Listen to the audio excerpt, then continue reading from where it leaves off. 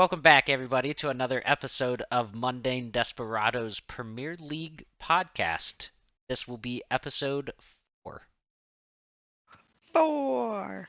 This week, we're going to go through the game week 13 results and look forward to game week 14. That Yep, is yep, the yep, games yep. this upcoming weekend. Mm-hmm. So, Cristiane, That's me. opening thoughts on the games from this weekend. A lot of shocks, A lot, a lot yeah. of a lot of upsets, a lot of very pissed Christiane moments. Cristiane, this week, I actually went through and tabulated our guesstimates from last episode. Yeah, we suck. Would you believe that I went 2-8 and you went 1-9? Again, we suck. We are dum-dums. Uh-huh. Can confirm. But you know, Christiane, that is a great segue to the first game of the weekend, and one that we did get wrong, and possibly one of Got the biggest upsets that I can remember in the Premier League. That may, royally wrong. that Like, may be so hyperbole, wrong. but just thinking back, going through the Rolodex of the Premier League in my head, other than Leicester winning the title, I can't think of a more shocking upset than Nottingham Forest beating Liverpool. I think it makes sense because if Liverpool's going to lose to any team, it's going to be to... It's going to be to the last place team in the league. Yeah. If they're So, going to beat Man City, they're going to frickin' lose to Nottingham. What is it? Nottingham Forest? Nottingham Forest. And even with that win, Nottingham Forest still in last. Still in last. On goal differential, they're tied with Leeds and Wolverhampton on 9 points. Mm-hmm. So Liverpool beat City 1-0, beat West Mm-hmm. Ham 1-0, and then a shocker to Nottingham Forest 1-0.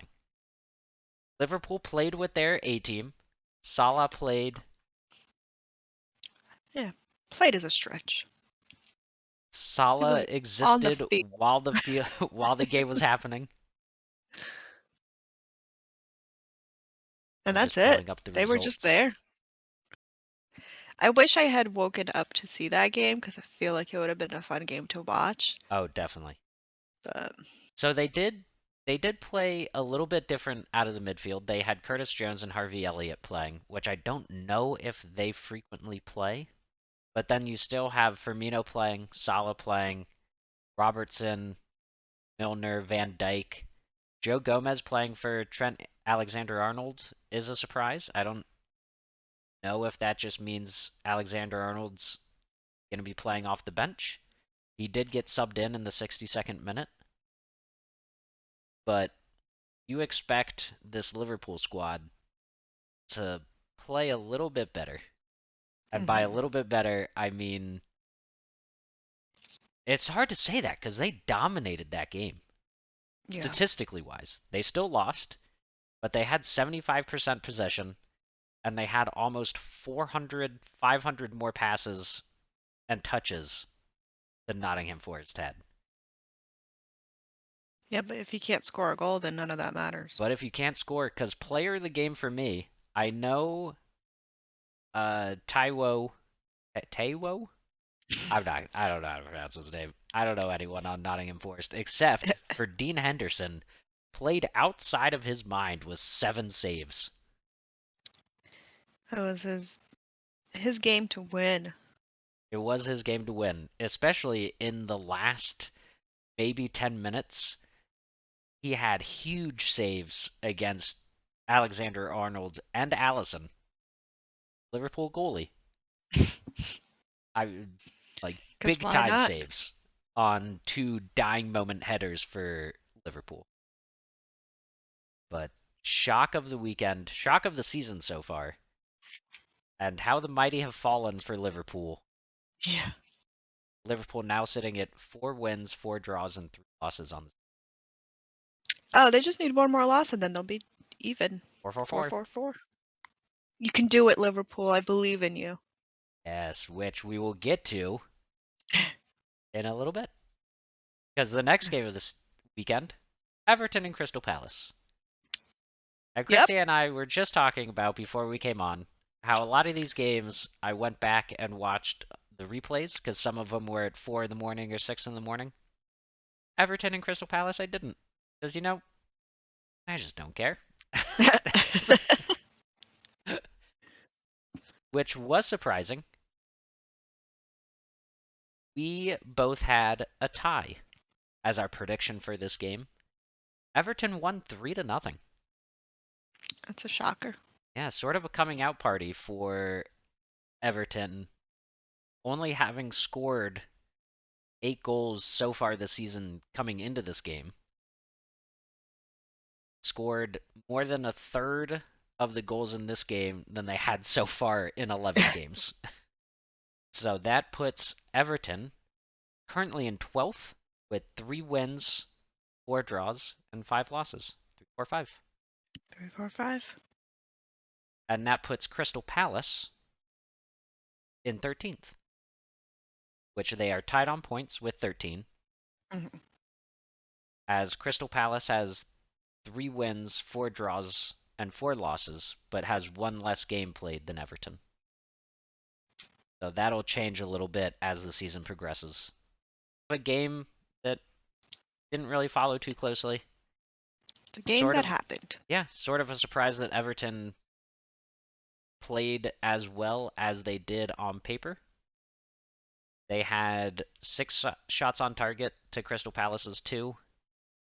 The possession was pretty much even. Crystal Palace 54, Everton 46.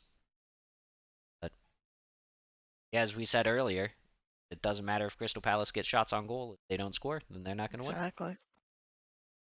The great wisdom that Christiane and I provide: if you don't score, you're not going to win. Exactly. And you remember that. Next game of the week of this past weekend, of this past Saturday, Manchester City and Brighton. This, surprisingly, one of the few that Christiane and I got correct. Is that the only one I got correct? Yes, it is. Well, at least they got one right. So I predicted in last week's episode that I thought that Manchester City was going to come out and just steamroll Brighton. Mm-hmm. I think And everyone thought that. yeah, a little less steamroll than I would have thought. Coming off of a loss to Liverpool, beating Brighton 3-1. Statistically, a pretty close game. Brighton Mm-hmm. had more of the possession. Granted, it was 51% to 49%, so pretty even. Yeah. Shots on target were 4-2 for City. But passes and touches, surprisingly, Brighton had more. For how possession dominant City likes to play, Brighton really kept themselves in the game. It was just a couple questionable calls here and there. This was the game where Haaland ran over one of the defenders. So ball was played in, Haaland running up behind a defender, just manhandles him, defender falls, Haaland scores. And then to finish off the first half, Erling Haaland scores a PK on, I think, a deserved PK, but a Mm-hmm. little bit of a gimme for the season Haaland is having. So Erling Haaland with those 2 goals puts him at 17 goals, still 7 ahead of the second place goal scorer Harry Kane, 10. Which I'll tell you what, if Erling Haaland didn't join the Premier League, Harry Kane would be having a magical season. Just doing it at the wrong time. Yeah, I mean, Harry Kane scored 10 goals in 12 games, which is a really good pace in and of itself. Just, it's not 17 goals.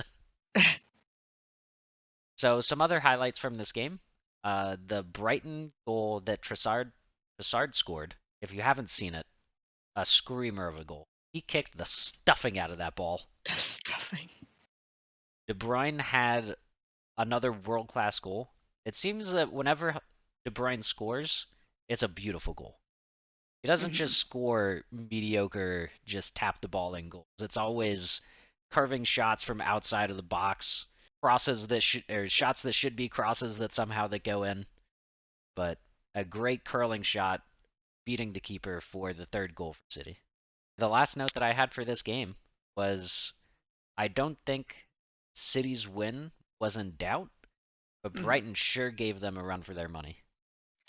Yeah. Again, couldn't put the ball in the back of the net. They only had 2 shots on target, which, I mean, compliments to City's defense for keeping them at bay, but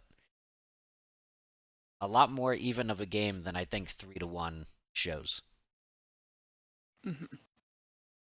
Final game of Saturday,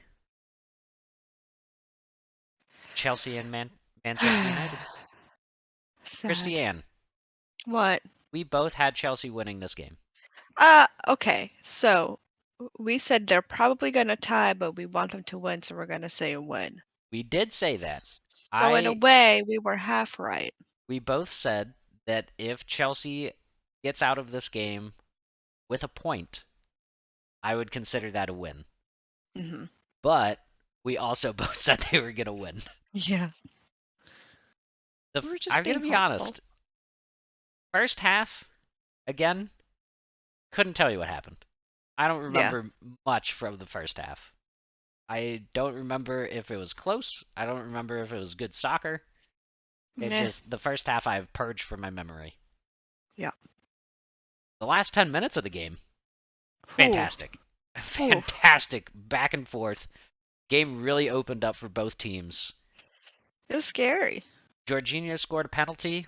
He did what he does. He did yep, exactly. He did what he does.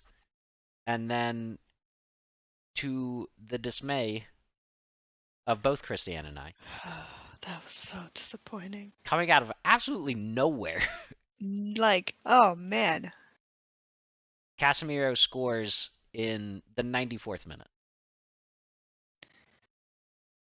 It was a great goal. It was a beautiful goal.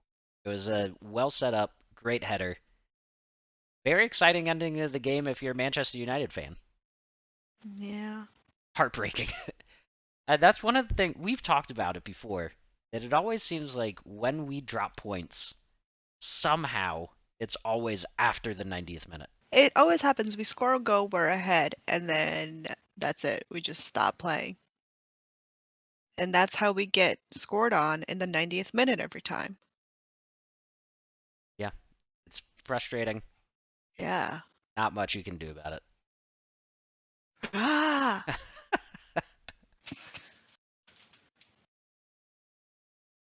I am looking it up. With that goal, Jorginho now has 2 goals on the season. Look at him. Chelsea's leading scorer. Want to take a guess? Uh. Oh, I had his name at the tip of my tongue and now it's gone. I'll give you a hint. He's English. Sterling. Raheem Sterling is Chelsea's leading scorer with 3 goals. I'm so good. I'm so smart. So a little disappointing of a game for Mm-hmm. Chelsea. Fantastic finish of the game, but wish we could have done a little bit better to close out what would have been a fantastic win. Again, Yep. a point. I'll still take a point playing Manchester United, but a even game back and forth. Wish we could have held on for the full 3 minutes. Mm-hmm. Segue of Christiane and I continuing getting games completely wrong. And the first Sunday game, we have Aston Villa and Brentford, which we both said would end in a tie. Christiane, Uh-huh. Aston Villa scored 4 goals. Whoops. Whoopsies. Aston Villa, sort of in the same situation as Everton, scoring 3 goals. Coming into the game, they had scored 7 goals on the season. So they legitimately did score half of their season, half of their season's goals in this game, Good or for them. a third of their season's goals in this game. When I think of Brentford, I guess for some reason I still just think their first 2 games when they tied Leicester before Leicester was Not particularly good. And then they scored 4 goals on Manchester United. Those were Brentford's first 2 games. Hmm. I guess that's just where I keep Brentford in my head. They have significantly fallen off that pace in Yep. recent games, having lost to Newcastle. They beat Brighton. They tied Hmm. Chelsea, and then they just uh, had 4 scored on them against Villa. Leon Bailey scoring in the 2nd minute, Danny Ings scoring in the 7th minute, Danny Ings scoring a penalty in the 14th minute, and then Ollie Watkins putting icing on cake at the 59th minute. I did watch the highlights for this game just to see what happened to Brentford, and I'll tell you what, that PK call, I don't remember who that defender was off of the corner kick, holding on to Mings's jersey for dear life. So, well earned penalty, well taken penalty by Ings. Villa wins 4-0. The next game of Sunday was Leeds and Fulham. Christiane, will you take a guess what both of us said the outcome of this game would be? Did we say tie? Both said it was a tie. Fulham won 3-2. Holy moly. It's close to a tie. If they just had scored one more, it would have been a tie. Or one less. So Willian scored in the 84th minute, which ended up being the winning goal. But Leeds only scored their second goal in the 91st minute. So that's a bit confusing. So Yeah. Leeds, at the point in time Willian scored, was down 3-1 and pulled one back in the 91st minute. So I don't think the game was ever in doubt for Fulham. Hmm. But the point of that rambling, useless statistic was Willian scored. Yay! Welcome back, Willian. Good for him. It was sort of a back and forth game from the highlights that I watched. In terms of possession, it was 57% to 43% for Leeds. Hmm. They both had 5 shots on target. Leeds had about 100 more passes, so sort of even, but Fulham walks away with the win, which with that win moves Fulham up into 7th place. Nice. Moves Leeds down into the relegation zone with 9 points. So all 3 teams in the relegation zone are tied with 9 points, only Hmm. separated by goal difference. Leeds coming off 4 consecutive losses now, which I like Jesse Marsh as a coach, or as a manager. Hmm. Sorry, all you British people. I don't know how much longer he remains at Leeds. It's been a tough start to his tenure. Hmm. It seems like the players really enjoy playing for him, but that doesn't really matter if you don't get results. Yeah. And they're always the first to go. Hmm? Continuing with games that we got incorrect, and this one a little bit more of a shocker. Oh yeah, Southampton because and Arsenal. what was the result? It was 1-1. We both had Arsenal, Uh-huh. which, I think everyone would have had Arsenal. yeah, I mean, Arsenal coming off some dominant games. Arsenal had won at least 4 of their past 5 games with this draw to Southampton. So a surprising drop of points for the Arsenal team. Their first Hmm. draw of the season. It's the beginning of the fall. I don't know about that. They're still 9-1-1 Beginning of the fall. and have a plus 14 goal differential, but didn't play as well as you would have expected from this Arsenal team. It's beginning of the end for them. Calling it now. They just couldn't seem to get shots on goal. They had 12 total shots, 3 shots on target. And touches and passes, they had about 200 more in each category than Southampton. They just couldn't seem to get shots away. And I mean, that's kudos to Southampton's defense. parked the bus a little bit, sort of congested the middle of the field, so Arsenal's forwards and midfielders couldn't get forward. But still a surprising result from the Yep. Arsenal squad. Gotta do what you gotta do. Park that bus. Yeah, park the bus, especially if you're a team looking to take points away from Arsenal. Mm-hmm. Next game of the weekend, Wolverhampton and Leicester. Cristiane, we both predicted Diego Wolves? Costa coming to Yep. Wolverhampton, giving him a shot in the arm. Wolverhampton walks away with the win. Yep. It seems like, I'm not going to say we're a curse, but every time that we say a team is probably going to win, they lose 4-0. This is another 4-0 win for Leicester City. Should we just go with like our opposite of what we think next time? I mean, probably. And this was another interesting game in sort of counterattacking at its finest for Leicester City. If you just look at the stats, so ignore that Leicester City won 4-0. Mm-hmm. Wolverhampton had 60% of possession. They had 6 shots on target. They had 21 total shots. They had 700 touches, and they had 500 passes. You would say Wolverhampton's probably winning that game, right?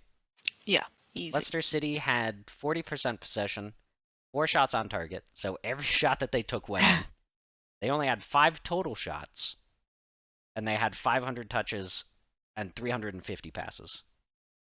So statistically, Wolverhampton blew them out of the water.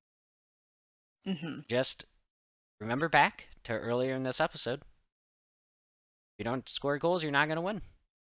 That should be our like motto. We'll make a t-shirt in Yeah. 8 years that has that. So, Leicester, I mean, you take 4 shots, all of them go in, you're probably going to win that game. Yeah. That's all you need. With that win, though, Leicester, after the past couple weeks, sort of railing them for not playing very well. Not we, you. Fair. Out of the relegation zone with 2 consecutive wins. Nice. They're 3-2-7. Does that mean that they've turned it around? Or have they just played 2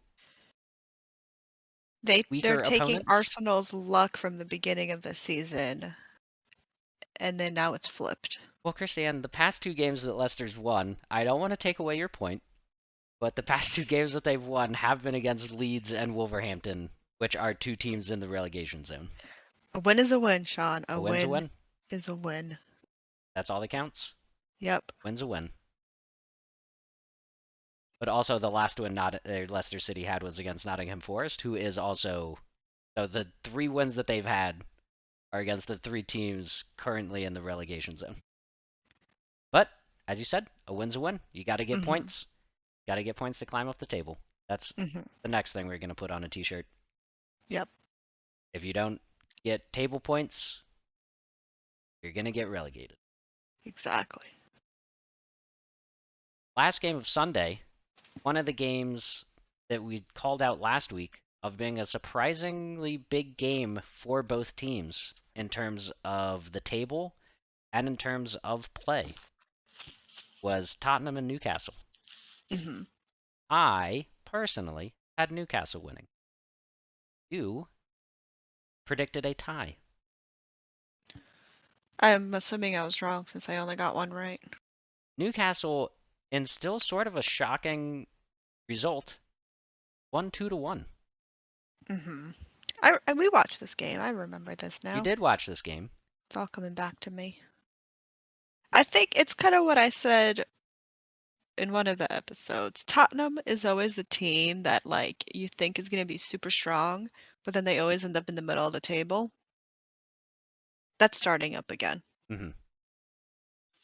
So, Newcastle's first goal, again, from earlier talking about Erling Haaland's goal, could have been a foul. This is when Hugo Lloris came out of net to close on a Mm. ball out of Yes, yes, the yes. penalty box. There was a collision with Wilson. Hugo Lloris fell down. Wilson scored. Hmm.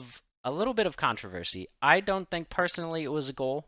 If you're a goalie and you come out to play the ball and you lose a physical challenge, but still a challenge of both people going for the ball, I don't think that's a foul. Even though you're a keeper, you have given Hmm. up that right of being a keeper by going Yeah. and trying to play the ball outside of your penalty box. Yeah, the moment you leave the box, you're no longer protected. And then Newcastle scores again in the first half, and then sort of holds on for dear life in the second Yeah. half.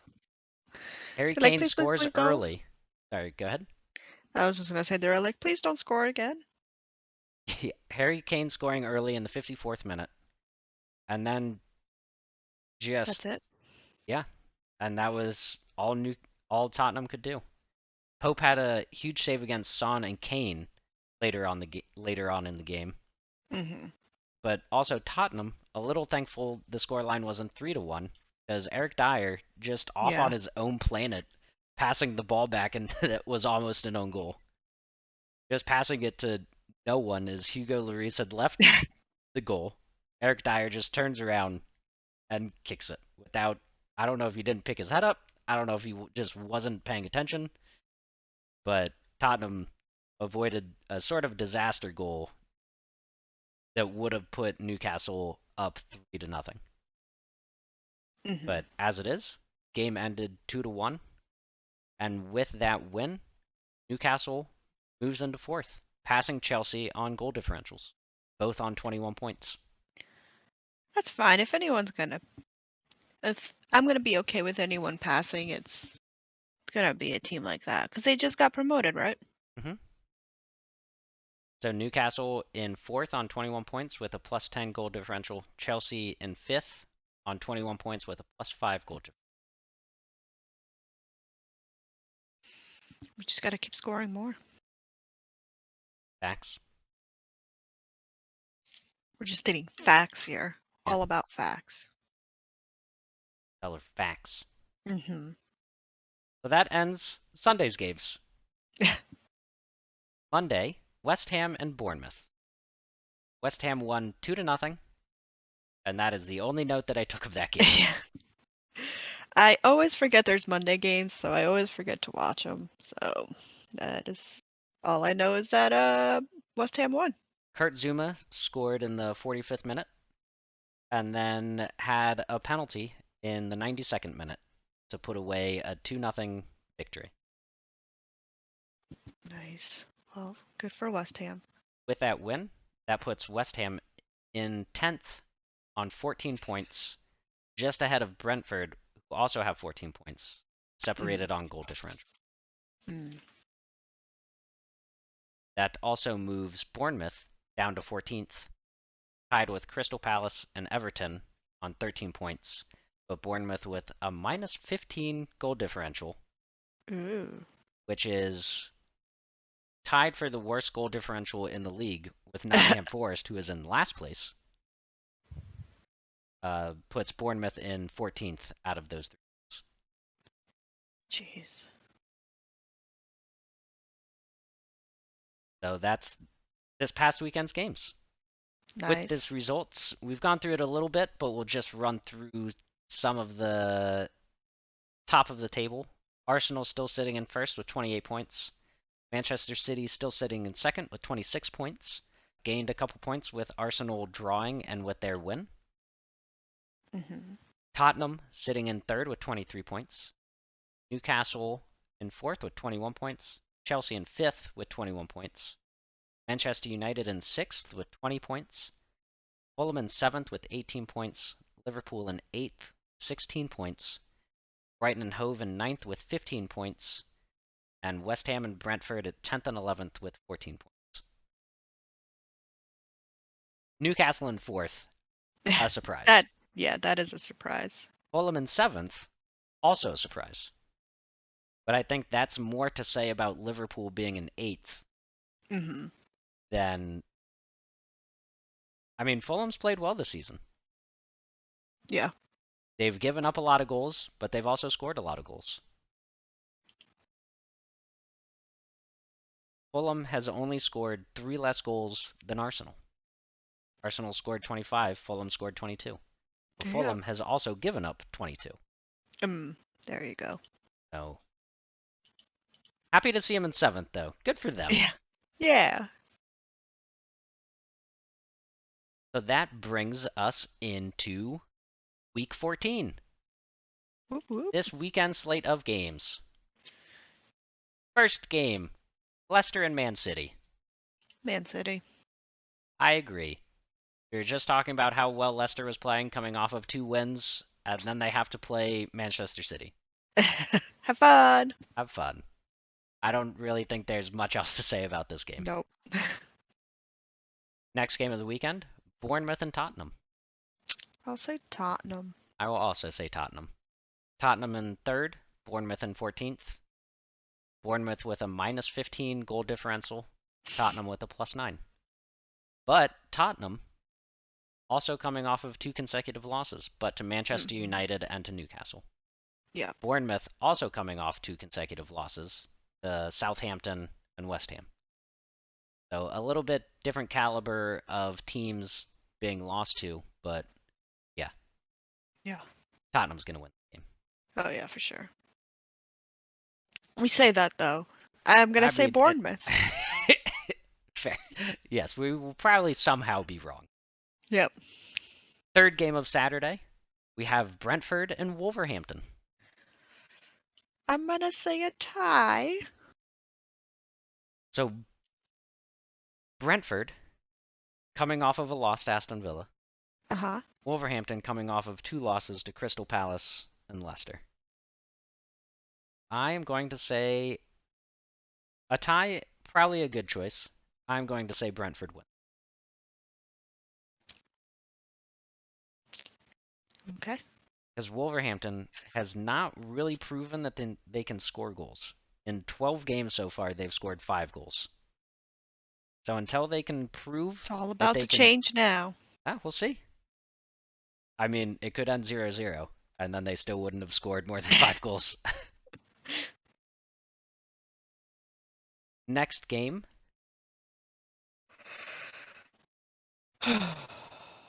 Chelsea. Brighton-Chelsea. I'm going to say Chelsea. They're probably going to mess up at the end, and it's going to be like a tie or something, and I I'm going am to be also really going to say upset. Chelsea. Now, confidence. This is going to be it. We're going to walk in and Chelsea. walk all over them. They're coming back from a win in the Champions League. They won their group. Their confidence is high. Chelsea's going to win. Chelsea's going to Boom. win. Easy. Easy peasy. Fifth game of Saturday, Crystal Palace and Southampton. I'm going to say a tie. I am also going to say a tie. And even, I mean, let's just be honest. Let's say it right now. Regardless of what the score is, probably not a game we're going to go into much detail next week. We're sorry if you're a fan of those teams. No, I'm not. But play better. But I will also say a tie. Continuing Saturday games. Saturday has a great slate of games. Newcastle and Aston Villa. We just talked about it. Newcastle coming off of a huge win against Tottenham. Aston Villa coming off with a goal explosion against Brentford. I'm still going to say Newcastle. I will also say Newcastle. I think that, as of right now, is a pretty easy pick. Mm-hmm. Next game, Fulham and Everton. Fulham coming off of 2 consecutive wins against Aston Villa and Leeds. Everton coming off of a win against Crystal Palace. I'll say Fulham. Okay. I was going to go with a tie. Just change it up. Yeah. Well, because as we were talking about, Fulham has scored 22 goals, given up 22 goals for a 0 goal differential. Everton scored 11 goals, given up 12 goals for minus 1 goal difference. So both teams can score, but both teams also letting goals. So I could see this being 0-0 or 1-1, and both teams being happy. And the game to end the Saturday games, Liverpool and Leeds. Surely Liverpool wins this game. Yeah. We said Or that against Nottingham huge Forest. upset. I can't. It's I impossible mean, to predict this is Liverpool the games right team. now. Yeah, it's also kind of hard. Oh, well, in the beginning, Leeds was pretty good. Like they beat Chelsea 3-0 Yeah, that is true. and then tied 2-2, tied 1-1. Like Leeds is used to scoring. I'm gonna go crazy and say Leeds. All right, that is crazy. I'm gonna stick with Hmm. Liverpool. Just Leeds coming off of 4 straight losses is just, I feel like, gonna be a tough mental mindset to get over. Losing to Crystal Palace, losing to Arsenal, losing to Leicester, and losing to Fulham. But they're gonna see that Liverpool just lost, and they're gonna use well. They're gonna see that Liverpool just lost to a team that they're currently tied on points with, which could Ex- give them confidence going into that game. yeah, I do agree with that. I still think but it Liverpool could also wins. give Liverpool fuel to want to win. But I'm sticking with my guns, and I'm gonna say Leeds. All right, we shall see. Hmm. That ends the Saturday games. First game, Sunday, Arsenal, Nottingham Forest. We Uh, just talked about it. Nottingham Forest coming off of a shocking victory against Liverpool, but Arsenal wins this game. yeah. Although, Arsenal did just tie Southampton, Hmm. with Southampton only 1 victory ahead of Nottingham Forest. But I still think Arsenal wins this game. Yeah, I'm gonna say Arsenal. Even though I think this is the beginning of the end of Arsenal, I'm gonna say Arsenal. 11 games in, Christiane's calling it now. Yep. Time of death, October 26th. And final game of the weekend. Sort of surprising this is the primetime game. Yep. Although there aren't very many standout games of the weekend. Hmm. Primetime game on Sunday, Manchester United and West Ham. I'm gonna say West Ham. Bold pick. I was going to go Manchester United. Hmm. We're finally going head to head. This will be it. We Yep. have a bunch of different games that are very different. And This will be somehow the we're game probably to only end our both friendship. somehow we're probably only going to get one right. Yep. It's sort of hard to play either or when there's 3 options. Yeah. But that is the upcoming weekend of games. Hmm. Hopefully, will be a good weekend for games. It's going to be fun, I think. There are a lot of games that have table implications, like we've been saying, only 14 weeks in, and due to the Hmm. passing of the Queen, only have played 11 and 12 games, most teams. Yeah. A very close table. A Hmm. lot of teams between 16 and 12. Yeah, it's gonna be a fun season because I feel like it's gonna be one of those that won't get you won't we won't know who wins until like the last game. Yeah. I mean, 8th through 17th, only separated by 5 points. Hmm. So I'm excited for this weekend of games. Hmm. Even though there isn't the standout headliner game like last week was Chelsea and Manchester United or Tottenham and Newcastle, I think there's going to be some pretty good games. I agree, and I hope so. If there are any games that you guys want to see, feel free to leave a comment, like and subscribe the video. Christiane, we're doing the outro now. Oh, I saw it. I Ah, picked that okay, up. good. Like and subscribe the video. Leave a comment on what results are going to happen from this weekend's game. And, I don't know, tell your friends. There are 2 Americans and half a Brazilian talking about soccer. Fully Brazilian, half American. And until the Excellent. weekend, Premier League Yeah. games. Whoop whoop. Bye bye. Bye.